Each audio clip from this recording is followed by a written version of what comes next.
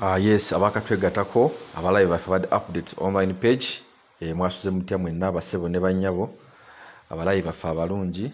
leero z'ennaku z'omwezi 17 omwezi ogwokuna mwaka 2021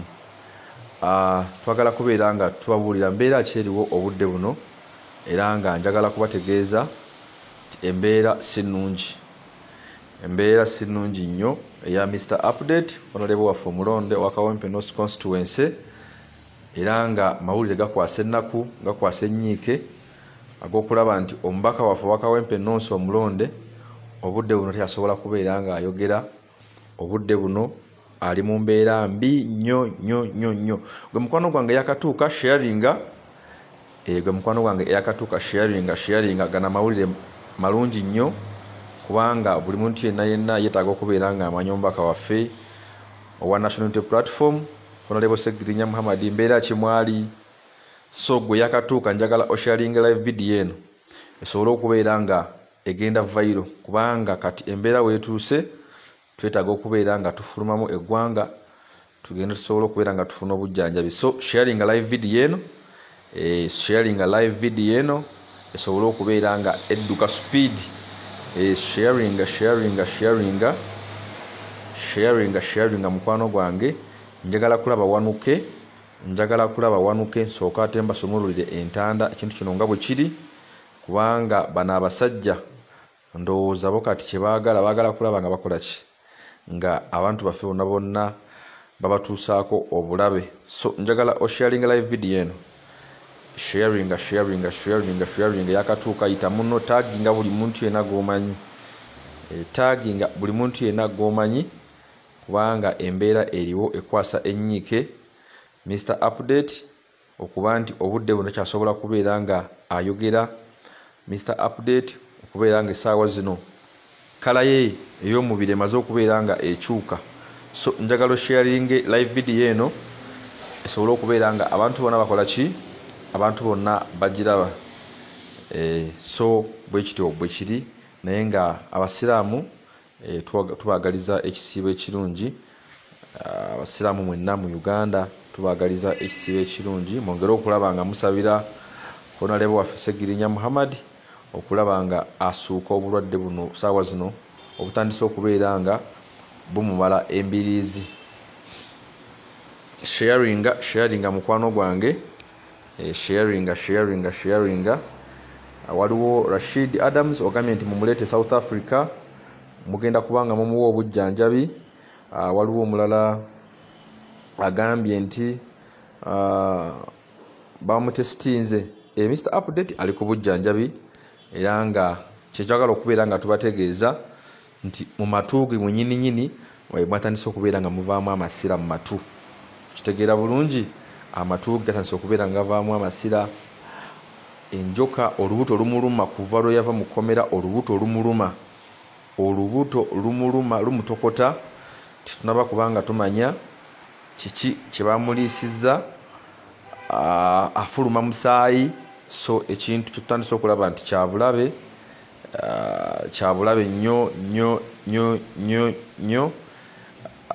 kiyinza okubeera nga kimuviirako ate akabasa so twagala okwowola buli muntu yenna gyali ng'oli member wa National Unity Platform ng'oli mukwano gwe kubanga abadde mwagalwa w'abangi ate nga buli kintu kyonna abadde akyenyigiramu tusaba buli muntu yenna alina amagezi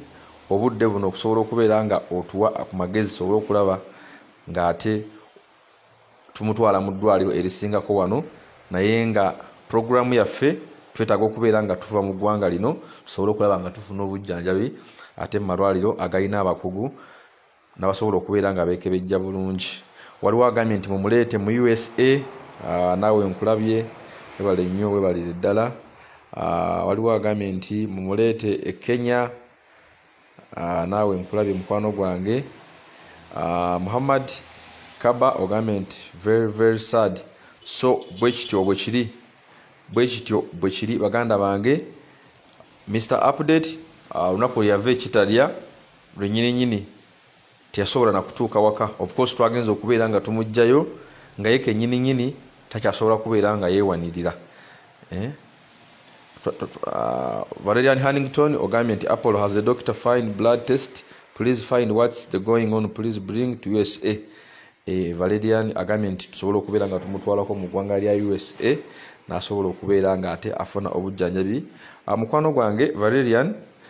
bamugjeeko buli kimu kyonna, naye embeera eyongera kubeera nga ekola ki nga ebijja, so tulowooza tutwetaaga okubeera nga tufuna further medications asobole okubeera nti afuna ku bujjanjabi obutuufu, kubanga wano mu Uganda n'ekibeera kiremi bagamba nti bakisobola, so ate mu nsi ziri ezakula ezo zemubeeramu kyonna ekintu bwe kibanga kiganya tebasobola okubeera nga bakola ki. Namukwaya Trami ogambye nti mumuleete mu ddwaliro asobole okubeera nga afuna obujjanjabi. So embeera bwe teweri mbadde nkyabagamba nti bwe twamugja ekitalya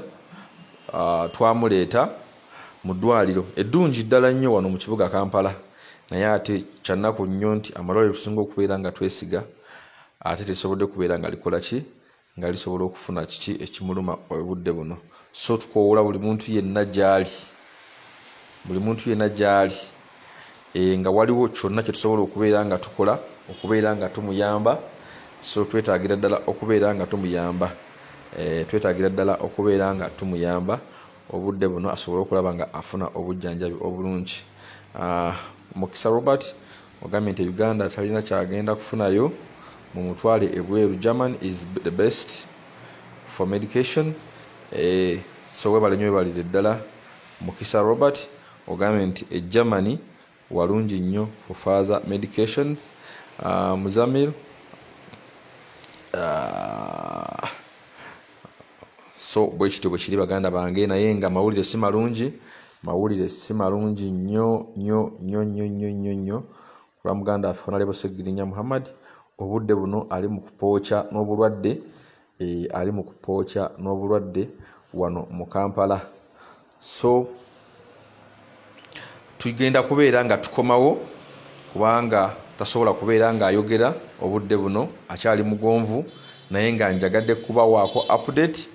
ya Honorable Segirinya Muhammad nga bwali, naye ate era nja kubanga nkomawo edda bw'aba afunyeemu akangubangu bakasobola okubeera nga ayogerako nammwe just ebigambo 2-3 asobole okubannyonnyola kikyafiiringa ye ng'omuntu, then I'll get back to you tusobole okubeera nga ate tuwuliziganya mikwano gyange abalabi badde updates. Naye nga kyetwetaaga obudde buno ze ssaala, mulina okubeera nga mutusabira kubanga Katonda talemererwa, tukimanyi ffenna. Twetaaga okubeera nga tufune essaala okuva gye muli asobole okulaba nga asuuka bulungi obulwadde buno. Asesema, afuluma musaayi, ate nga ne mu matu ge muvaamu amasira. So ssaawa zino kyekintu kyasiza okubeera nga kimuyisa bubi, kubeera nga talya tanywa,